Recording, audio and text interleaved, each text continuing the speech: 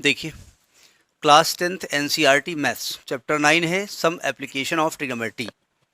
हिंदी में कहा गया है इसको त्रिकोणमिति के कुछ अनुप्रयोग। हिंदी छोड़िए, हाइट एंड डिस्टेंस की हम बात कर रहे हैं, ऊंचाई और दूरी की बात कर रहे हैं। तो पहली बात कर क्यों रहे हैं? बात इसलिए कर रहे हैं कि भैया बुक में सिलेबस में है, तो सिलेबस में क्यों दिया गया भाई? देखिए, अगर हम आपसे कहें कि भाई आप यहाँ खड़े हुए हैं और 10 मीटर दूर एक बिल्डिंग है, उसकी ऊंचाई बताओ, तो क्या करोगे आप? इधर आ जाओ। पहले आप दौड़ के जाओगे 10 मीटर दूर बिल्डिंग में और स्पाइडरमैन की तरह उस पर चढ़ जाओगे, नहीं समझे? और बाद में उसकी ऊंचाई नाप लोगे। जैसे किसी से पूछा गया लड़के से, अच्छा बताओ थर्मामीटर का यूज़ क्या है? बोले थर्मामीटर का यूज़ क्या है बताओ? तो उसने कहा भैया थर्मामीटर से बिल्डिंग की ऊंचाई नाप सकते हैं। बोले कैसे? बोले थर्मामीटर लेंगे, रस्सी में बांधेंगे और रस्सी लटका देंगे ऊपर से नीचे, और जब रस्सी जमीन को टच करने लगेगी तो रस्सी को नाप लेंगे। Very easy. तो थर्मामीटर, तो टीचर ने कहा अच्छा बेटा तुमको पकड़ लटका देते हो? बोले हाँ, तो हमारा तो जान निकल जाएगी, थर्मामीटर तो निर्जीव होता है ना, इसलिए कर सकते हैं। तो हम बिल्डिंग की ऊंचाई कैसे नापेंगे भाई? तो हम वहां पर इसका यूज करते हैं, त्रिकोणमिति का, ट्रिग्नोमेट्री का यूज करते हैं। ठीक है, तो हम करते क्या है जरा समझिएगा, प्रैक्टिकली समझ लीजिएगा, कोई बहुत दिक्कत वाली बात नहीं है। ये बिल्डिंग है, अब आप 3D में बनाएं तो बिल्डिंग बना देंगे, और नहीं तो सिंपली बिल्डिंग ऐसे मान लो। अब बिल्डिंग मान लिया जाए, बोले ये बिल्डिंग है, तो हम अगर पीसा की मीनार है टेढ़ी होगी, हम फिलहाल बिल्डिंग मतलब सीधी, और ये बिल्डिंग है और ये ग्राउंड पे खड़ी है, तो ग्राउंड पे यहाँ हम कहीं खड़े हैं, ठीक है, यहाँ हम खड़े हैं, ठीक है। अब जरा समझिएगा, आप जहाँ से खड़े हैं वहाँ से बिल्डिंग का जो लाइन है ये हॉरिजॉन्टल लाइन कहलाती है। क्या कहलाती है? हॉरिजॉन्टल लाइन, क्षैतिज रेखा कहते हैं इसको। आप हिंदी ना समझिएगा, जितनी ज़रूरत है उतनी सीख लीजिएगा, ठीक है। आप बिल्डिंग की हाइट नापने के लिए बिल्डिंग का क्या देख रहे हैं? इसका टॉप देख रहे हैं, ठीक है। तो आपको जनरली आपकी आंख कहाँ है? हम मान लेते हैं कि आंख मतलब सीधे देख रही है, नहीं कभी कभी टेढ़े भी देखते हैं, अच्छा देख लिया, लोग जान ही नहीं पाए। नहीं, ऐसा नहीं है, सीधे देख रहे हैं ना, तो सीधे हॉरिजॉन्टल देख रहे हैं, ये मान लिया जाए। और आपकी हाइट जब तक न दी जाए तब तक आपकी हाइट बिन पॉइंट की तरह है आप, ठीक। तो आप सीधे देख रहे हैं, और बिल्डिंग की अगर आपको ये टॉप देखना है तो आपको अपनी आंख को ऐसे उठाना पड़ेगा और बिल्डिंग को ऐसे देखना पड़ेगा। कुछ ऐसे ही आपकी आंख होगी ना, यहाँ पर आपकी आंख जो भी होगी ऐसे मस्करा लगाया आप बैठे हुए हैं, ऐसे ऐसे देखेंगे ना आप। तो आपकी आंख पहले कैसे थी? सीधे थी ना। अब क्या है, ऊपर देखने लगी है, तो आपकी आंख हॉरिजॉन्टल से थीटा एंगल पे उठ गई, और कोई चीज़ उठ गई तो उसको एलिवेशन कहते हैं। तो ये जो थीटा है ये क्या है? Angle of elevation. क्या है? एंगल ऑफ एलिवेशन कहते हैं। उन्नयन कोण हिंदी में बोला जाता है, उन्नयन कोण।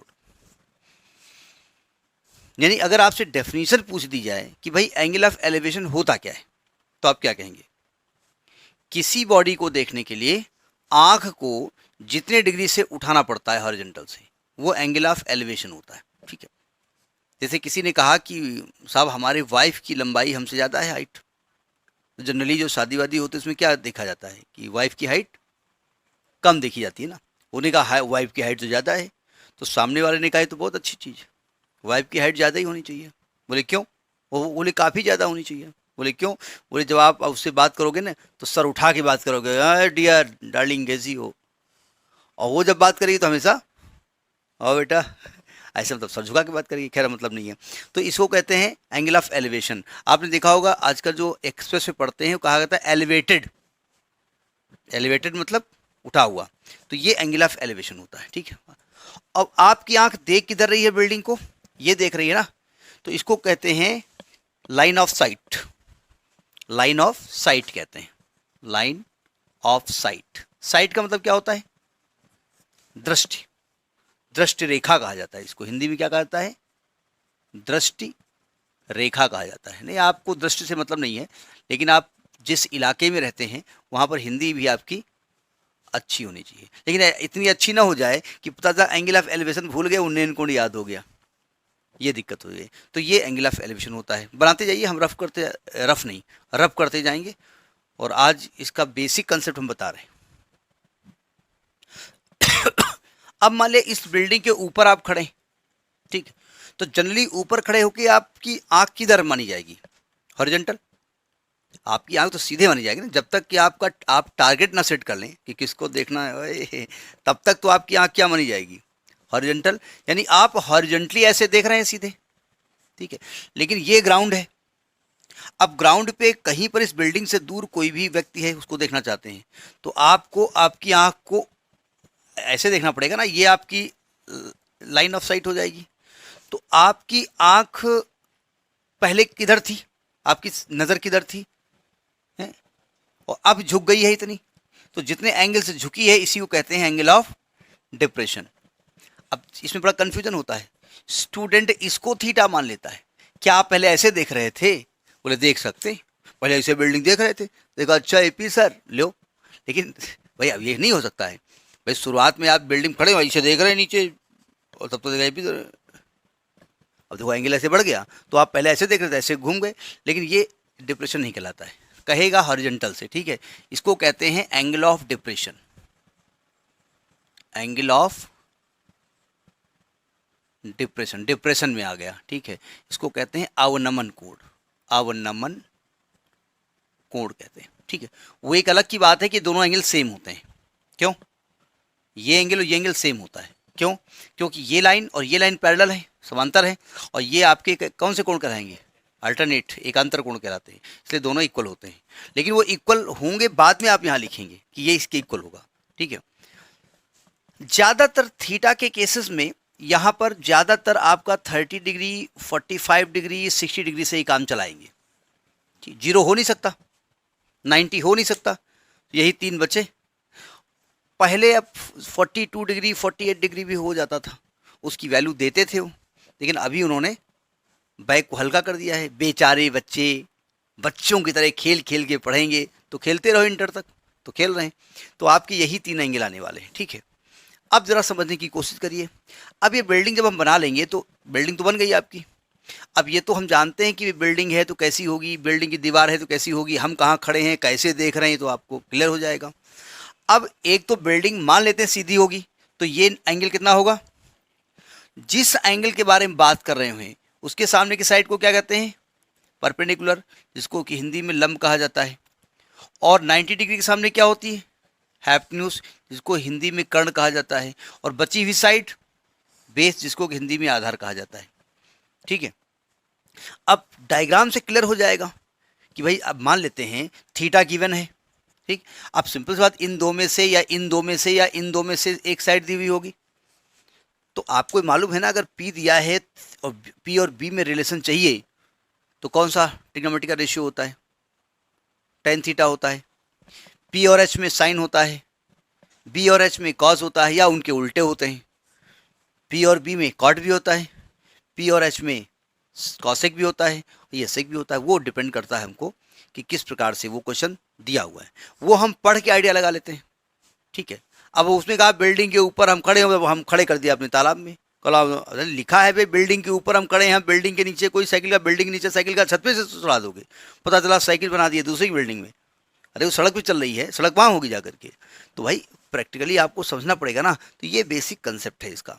इसका यूज़ ये होता था कि भाई जैसे कोई बहुत ऊंची बिल्डिंग है, वो हमसे इतनी दूर दी हुई है, ठीक है, तो हम उसमें क्या करते थे, एंगल निकाल लेते थे उसका। एंगल निकालने के लिए हमारे पास एपरेटस होते हैं।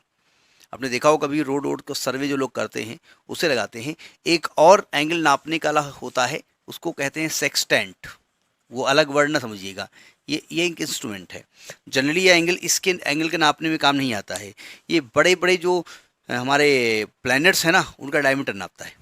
तो हम चाहें तो इससे बिल्डिंग का एंगल भी निकाल सकते हैं। कैसे, ज़रा समझने की कोशिश करिएगा। ये आपने कंपास देखा है? कंपास में क्या होता है? एक पेंसिल लगती है। आप कंपास में दोनों तरफ पेंसिल लगाने वाले बना लो। कंपास में एक जगह पेंसिल लगाते हो ना, एक जगह वो भाला होता है, तो आप दोनों में पेंसिल लगा लो, और पेंसिल जगह दोनों के कैमरा लगा दो।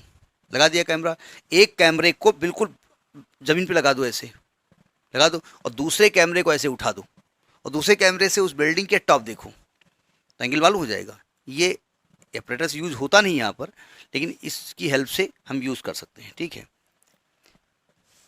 तो अब वो एंगल कैसे नापेंगे वो बात की बात है। अब बिल्डिंग हमसे कितनी दूर है हमको मालूम है, बिल्डिंग का जो टॉप है हमारे आंखों पर कितना एंगल बनाता है हमको मालूम है, तो हम बिल्डिंग की दूरी निकाल सकते हैं, बिल्डिंग की ये वाली दूरी भी निकाल सकते हैं। एक न्यूमेरिकल इंटर में एक बार आया था कि फायर ब्रिगेड, कहीं गांव में आग लगी किसी जगह, दो जगह फायर ब्रिगेड थी, एक उस तरफ थी एक इस तरफ थी, तो कौन सी फायर ब्रिगेड पहले पहुंचेगी? तो प्रैक्टिकली बड़ा टेक्निकल क्वेश्चन था। तो लोगों ने कहा भाई सिंपल सी बात है कि ये जितना 10 किलोमीटर है वो 5 किलोमीटर 5 वाली पहुंचेगी, वो ये वाली दूरी निकाल रहे थे। नहीं समझे, बिल्डिंग की हाइट जिसकी कम थी वो फायर ब्रिगेड पहले पहुंचेगी। तो ऐसा क्वेश्चन हो सकता है। तो मैं इसका एक एग्जाम्पल पहले डिस्कस करता हूँ। क्वेश्चन अपने आप बोलता है कि भाई इसको कैसे लगाया जाए, ठीक है। देखो ध्यान से, एग्जाम्पल आपका है 1, एग्जाम्पल है 1, ठीक है। होता क्या है, हम जब क्वेश्चन पढ़ते हैं तो हम पढ़ते कैसे हैं? A tower stand vertically on the ground from the point of the ground of 15 metre away, find the height of the tower निकालना है। पढ़ लिया, पता चला हमने क्या पढ़ा हमको खुद नहीं मालूम, ठीक है। अब मैं ध्यान से पढ़ता हूँ। लिखा अ टावर स्टैंड, पहले क्वेश्चन पढ़ लेते हैं। A tower stands vertically on the ground from a point on the ground which is 15 meter away from the foot of the tower. The angle of elevation of the top of the tower is found to be 60 degree. Find the height of the tower. एक मीनार है जो सीधी खड़ी हुई है और धरती पर एक पॉइंट है जो उसके पाद बिंदु से, अब ये गड़बड़ है, हिंदी वाले को हंसने लगते हैं। पाद माने पैर होता है, हस्त माने हाथ होता है। भाई कभी कभी क्या होता है, शुद्ध हिंदी में दिक्कत होती है। जैसे एक ने अपने सुनाया कि मैंने अपने दोस्त को दस्त से खाना खिलाया, जब उसे प्यास लगी मैंने पेशाब कर दिया।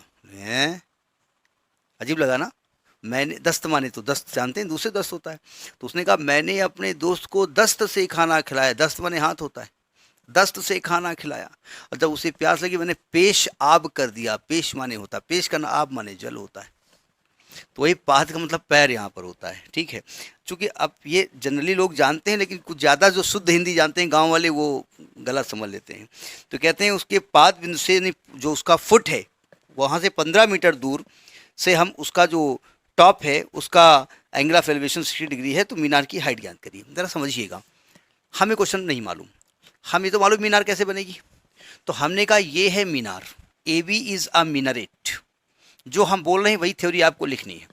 डायग्राम के बारे में आपको लिखना पड़ेगा, लेकिन डायग्राम के बारे में इतना नहीं लिखना है कि मैथमेटिक्स एग्जाम में ढूंढता रहे सर अब मैथ कहाँ लगाया है उसने, ठीक है। और मीनार है, बड़ी सुंदर मीनार है, और उसका फोटो इतनी नक्काशी है उसमें, भौकाल टाइट की है, ये नहीं लिखना है। ये इसका फुट है, तो फुट मान लेते हैं ग्राउंड पे होगा, बोले नहीं तो उसकी न्यू भी होगी, हमें उससे मतलब नहीं है। इस फुट से 15 मीटर दूर एक पॉइंट सी है, ठीक है। ये दूरी कितनी है? 15 मीटर। हमने कुछ नहीं लिखा, जैसा क्वेश्चन में दिया है हमने बस क्वेश्चन पढ़ दिया है, ठीक है। और यहाँ से यहाँ आप खड़े हुए हैं, तो जनरली आपकी आँख किधर है? हॉरिजॉन्टल देख रही है, नहीं किसी की टेढ़ा देखती है अलग की बात है, वो अलग चीज़ है। और यहाँ से आप बिल्डिंग का शिखर देख रहे हैं, टॉप देख रहे हैं, तो आपको अपनी आँख को उठाना पड़ेगा ना। तो जितने एंगल से उठाएंगे इस एंगल को क्या कहेंगे? एंगल ऑफ एलिवेशन, उन्नयन कोण हिंदी में कहा जाता है। और ये एंगल कितना है? 60 डिग्री। तो कह रहे हैं कि मीनार की हाइट निकालना है h। जनरली हाइट को h से मानते हैं, ये दूरी जनरली x मान ली जाती है। जनरली भाई, जनरली का मतलब जैसे घर में किसी कुत्ते का नाम रखना है तो हम लोग क्या रखते हैं? टॉमी, जैकी, ऐसा रखते हैं। ये भी बात रखते हैं? नहीं रखते ना, तो नहीं रखते। तो आप टॉमी रखते इसलिए हैं, हो सकता है अंग्रेजों ने खूब कस के हम लोगों के ऊपर जातियाँ की हैं, तो हम उनका कुछ बिगाड़े तो खैर खूब कस के, हमारे जितने भी जो वो थे हमारे क्रांतिकारी भाई, वो सब उनकी ऐसी तैसी कर दिए, ठीक है। तो हम लोग अब तो बाद में पैदा हुए, उसमें होते तो हम भी एक आध उड़ा लेके एक आध खोपड़ी घोड़ देते। तो हम लोगों ने, फ्रस्ट्रेशन तो था ही, इन ससुरों को हम कुछ नहीं कर पाए, तो हम लोगों ने क्या किया, अपने यहाँ के कुत्तों के नाम रखने शुरू किया। हमारे का तो नाम बादशाह है, लकी बात है। अब इस अगर ट्रायंगल को देखें, डायग्राम लिख लिया आपने, A B is a tower, A B is a building, on the ground there is a point C at distance 15 meter and the elevation of its top is 60 degree। बस theory इतनी नहीं लिखनी है कि आप बहुत ज़्यादा लिख दीजिएगा। अब आपको ट्रायंगल कौन सा दिख रहा है? In triangle ABC। अब आपको एक चीज तो मालूम है, ये एंगल मालूम है, इस एंगल के हिसाब से ये साइड क्या कहलाएगी, परपेंडिकुलर, ये साइड क्या कहलाएगी, बेस। तो इन दो साइड में रिलेशन कौन रखता है, tan रखता है। भाई आपको याद हो, पंडित, बद्री, प्रसाद, हर हर बोल, हर हर बोले, या लाल बटे कक्का हिंदी में हम लोग पढ़ाते हैं, तो ये पंडित जी को याद कर लो फट से। तो हम tan 60 लगाएंगे, तो perpendicular A B, base A C, tan 60 की वैल्यू √3 होती है, वैल्यू याद होनी चाहिए। ए बी की वैल्यू पता नहीं, ए सी की वैल्यू 15, एच का मान क्या आएगा 15√3, ये आंसर हो गया। क्या किलोमीटर, लीटर, हाँ यूनिट जरूरी है मीटर। तो एक तो ये आंसर हो गया। कभी कभी क्या होता है, ये √3 की वैल्यू दे देते हैं, या कभी कभी नहीं देते हो आप रख देते हैं, तो कोई दिक्कत नहीं, रख दीजिए। क्योंकि √3 की वैल्यू एक ऐसी है कि सबको याद होनी चाहिए। कितनी होती है 1.732, मालूम थी नहीं मालूम थी, √3 की वैल्यू 1.732 होती है और √2 की वैल्यू 1.414 होती है। अगर दिया नहीं है तो आप नहीं रखेंगे।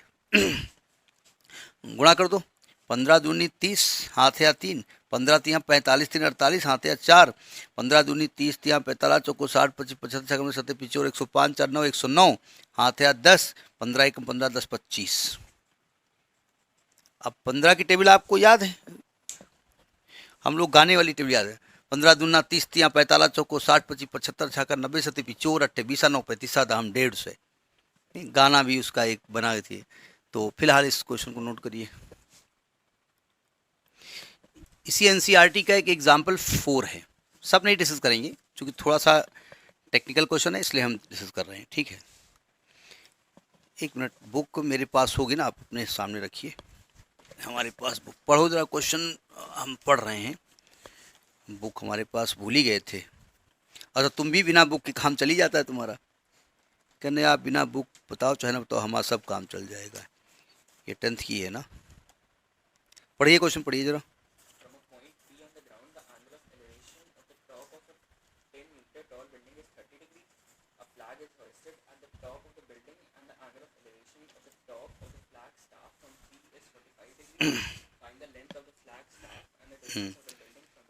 देखिए क्वेश्चन को ध्यान से समझने की कोशिश करिएगा।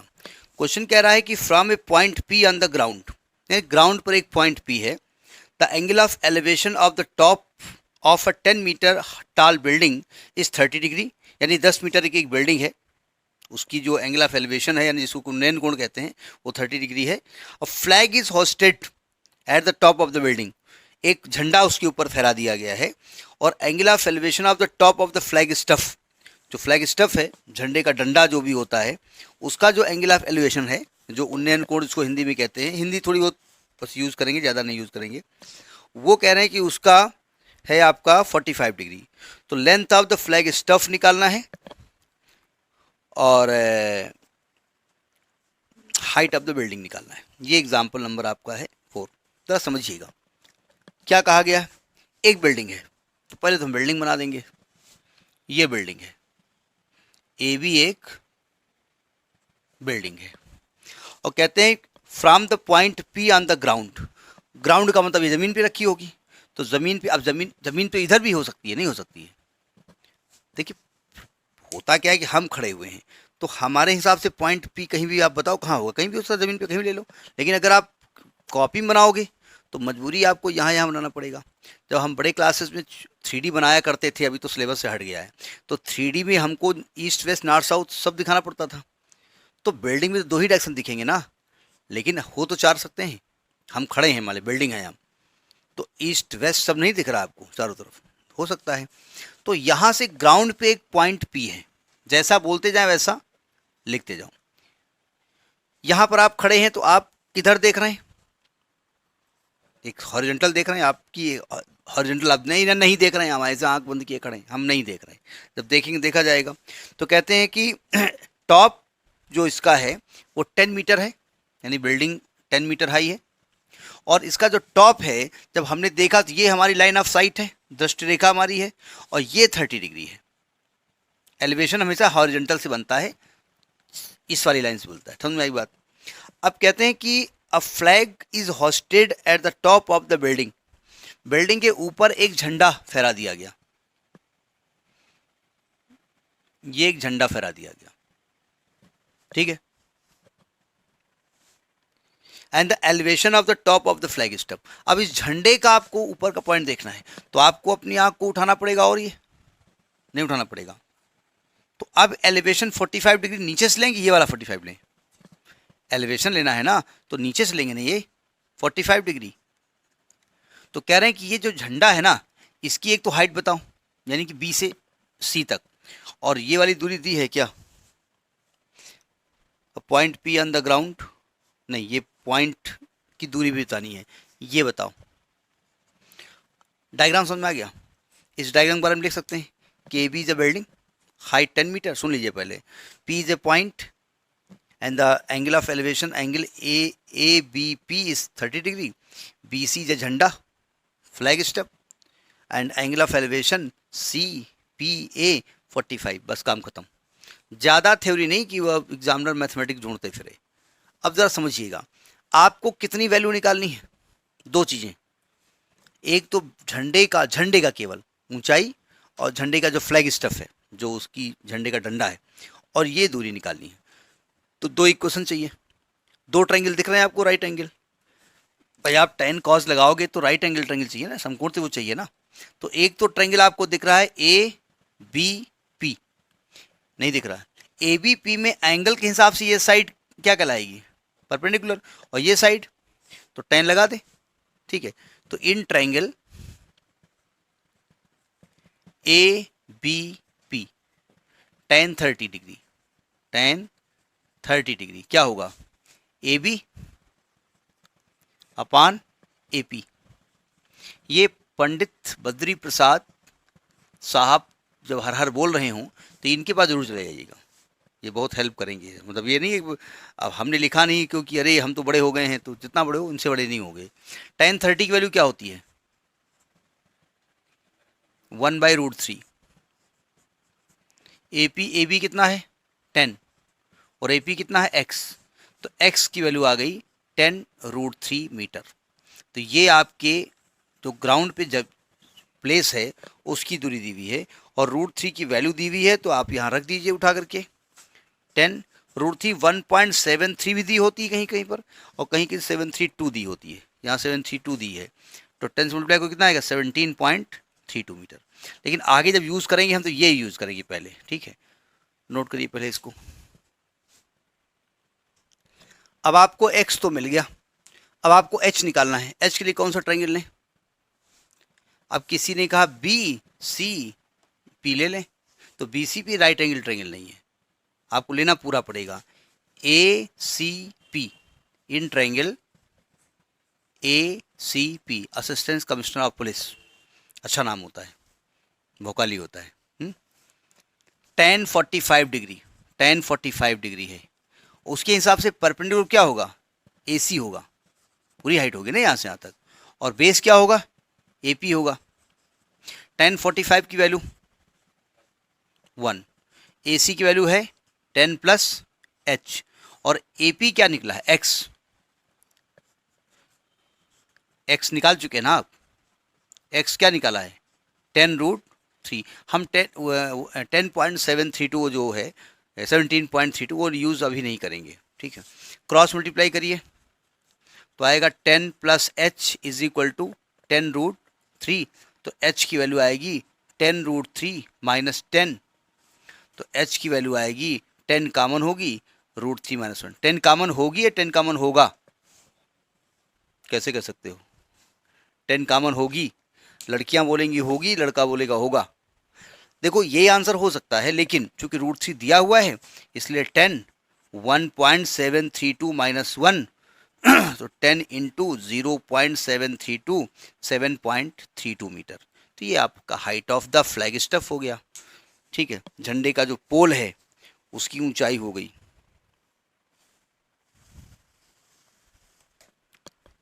समझ में बात आई नहीं आई? तो ऐसे ही क्वेश्चन आएंगे, ये बेसिक है, और कुछ चीज़ें थोड़ा दिमाग में रखने वाली पड़ी, ये नोट करिए फिर दिमाग वाली बात बताएं। देखिए कुछ बातें क्वेश्चन में थोड़ा प्रैक्टिकली समझना पड़ेगा। मान लिया दो बिल्डिंग है और आप एक बिल्डिंग पे खड़े हुए हैं, दूसरी बिल्डिंग को देख रहे हैं। अब आप कंफ्यूज हैं कि दूसरी बिल्डिंग हम ऊंची लें कि नीची लें। बोले हम खड़े तो हम ऊंची बिल्डिंग खड़े होंगे। अब मान लेते दो बिल्डिंग है, एक ये बिल्डिंग है, एक ये बिल्डिंग हमने ऊंची बनाई है बाई चांस। आप इस बिल्डिंग पे खड़े हैं, आप इस बिल्डिंग से इस बिल्डिंग का छत देख रहे हैं। तो अगर ये ऊंची होगी बिल्डिंग तो सिंपल सी बात है, छत को देखने के लिए आपको अपनी आंख को उठाना पड़ेगा, तो एंगल कौन सा बनेगा? एलिवेशन बनेगा।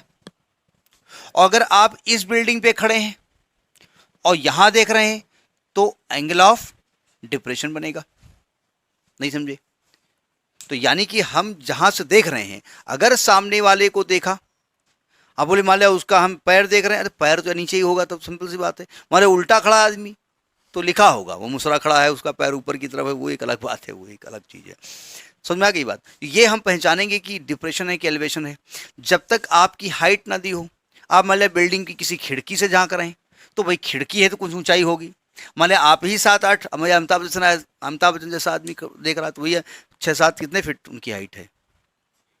6 के ऊपर होगी, तो 6-7 फीट का आदमी होगा तब तो हाइट ली ही जाएगी। तो दिया होगा उसमें नाम नहीं दिया होगा, ठीक है। जब तक अमिताभ बच्चन जी के बारे में बताया न जाए तो वो भी पॉइंट ऑब्जेक्ट ही माने जाएंगे, ठीक है। हाँ, मतलब वो कुछ भी मान सकते हैं। नहीं, कुछ लोगों को भगवान गड़बड़ करते हैं, जैसे कुछ हाइट उनसे कम कर लेते 2-4 इंच, हमको दे देते। अब किसी को इतना लंबा बना दिया, अरे भाई उसी में एडजस्ट करो ना। अब लेडीज़ को इतने बाल देते हो, कटवा देती हो जा करके, और उनको ना देते, हमको दे देते। अब क्या ये यूनिफॉर्म डिस्ट्रीब्यूशन ऊपर वाला नहीं करता, यहाँ भी नहीं करता है। समझ में आ गई बात? अच्छा, जैसे एक क्वेश्चन था, मैं कॉलेज में पढ़ाता था, तो हमने क्या किया कि हवा में क्वेश्चन बता दिए कि इसमें ऐसे ऐसे करना, घर में लगा लेना। एक गार्जियन थे, बहुत योग्य टाइप के, वो अपना बता रहे होंगे। उसमें एक नदी थी, नदी के किनारे थे, नदी के बीच में एक पेड़ था, और पेड़ को देखना था यहाँ से, ठीक है। तो वो बीचों बीच पेड़ ले रहे थे, यहाँ से जैसे 20 मीटर नदी है तो 10 मीटर इधर ले रहे थे, 10 मीटर इधर ले रहे थे, और उनका आंसर आ नहीं रहा था। अब चूंकि मैं प्राइवेट पढ़ाता था, प्राइवेट का मतलब होता है कि चुतिया, नहीं मतलब लगता है अरे छोट तो कुछ पैसा मिलता होगा, बेचारा बेचारा नहीं होता है भाई, ठीक है, आपको सर्विस मिल गई, उसको नहीं मिली, वो एक अलग बात है। ऐसा तो नहीं वो योग्य नहीं होगा। तो वो कॉलेज आ गए, तो अच्छा मैनेजर के सामने, प्रिंसिपल सामने आप इंसल्ट करा दो टीचर की, आया था सलाह, डांटा गया। हमें बुलाए गए, हम इंचार्ज साहब ने बुलाया। वहाँ पर एक प्रोफेसर साहब बैठे हुए थे, क्राइस्टचर्च डिग्री कॉलेज में प्रोफेसर इंग्लिश के थे, सिन्हा साहब। हम बहुत पैर छूते, बहुत ही योग्य टीचर हैं। तो वो भी बैठे थे बाई चांस किसी काम से। तो हमने कहा भाई हमने हवा में बता दिया बच्चों को, हर क्वेश्चन मैं सॉल्व करूँगा तो बच्चे कहाँ सॉल्व करेंगे। तो सिन्हा साहब ने हमारा सपोर्ट किया, नहीं बात तो सही कह रहा लड़का। तब मैं MSc करके निकला था, केवल नया नया था, थोड़ा यंग भी ज़्यादा था, बाल सर में थे। कल अच्छा ये बताइए, मैंने ये बिल्कुल बीचों बीच ले लिया, इसमें क्या दिक्कत है? हम कहा ये बताओ कि आप घर में बता नहीं पाए। अरे भैया अगर इस पेड़ को बिल्कुल बीचों बीच लोगे तो एंगल ऑफ एलिवेशन दोनों तरफ से सेम नहीं हो जाएंगे? नहीं हो जाएंगे। सेम नहीं है, इसका मतलब क्या होता है? इसका मतलब ये पेड़ बीचों बीच नहीं है, किधर शिफ्टेड है। जिधर शिफ्टेड होगा उधर एंगल ऑफ एलिवेशन ज़्यादा होगा कम होगा? ज़्यादा होगा। तो जो चीज़ आपकी ज़्यादा नज़दीक होगी उसको देखने के लिए आपको अपने आँख को ज़्यादा उठाना पड़ेगा। तो थोड़ा सा प्रैक्टिकल भी होना पड़ेगा, ठीक है। और इतना भी प्रैक्टिकल ना हो जाओ कि क्वेश्चन ही नहीं समझ रहे हैं, प्रैक्टिकल हो रहे हैं साहब, तो जंगल में खड़ा पेड़ देख रहा हूँ, एलिवेशन है कि नहीं है, फिर ऐसे है, फिर बिल्डिंग में देख रहा हूँ।